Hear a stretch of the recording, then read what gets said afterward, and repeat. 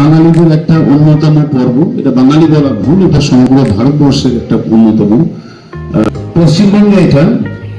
বিশেষ করে যে বাঙালি কথাটা বলছি, বাঙালিদের মধ্যে একটি বেশি চল করেছিলেন বা চালন করেছিলেন, সেটা হচ্ছে আমাদের রবি ঠাকুর। উনি কিন্তু এই যে দিনটা আমাদের দোল হয়, অর্থাৎ ফাল্গুন মাসে যে পূর্ণিমাটা হয়, সেই পূর্ণিমার দিন